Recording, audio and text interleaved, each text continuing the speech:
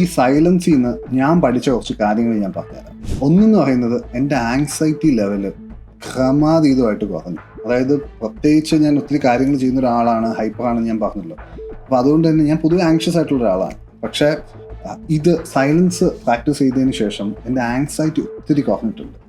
And ഞാനിപ്പം I feel I am more in control on lot of situations. And ഈ silence ഇരിക്കുന്ന സമയത്ത് ഒത്തിരി ചോദ്യങ്ങൾക്കുള്ള ഉത്തരം എനിക്ക് തന്നെ വരാൻ തുടങ്ങി. ഇപ്പം ഇതെനിക്ക് എങ്ങനെ എക്സ്പ്ലെയിൻ ചെയ്യണമെന്ന് അറിയില്ല, പക്ഷേ ഞാൻ ട്രൈ ചെയ്യാം. അതായത് ഇപ്പം നമ്മളെ ചില റോഡ് ബ്ലോക്സ് കാണും, അല്ലെങ്കിൽ നമ്മുടെ ചില സംശയങ്ങളോ, നമ്മുടെ കോൺഫിഡൻസ് ഇല്ലായ്മ, അല്ലെങ്കിൽ അത് ചെയ്യണോ, ഇത് ചെയ്യണോ, ഇങ്ങനെ ചെയ്യണോ, അങ്ങനെ ചെയ്യണോ എന്നുള്ള ഒത്തിരി സംശയങ്ങളുള്ള ഒരാളാണ് ഞാൻ.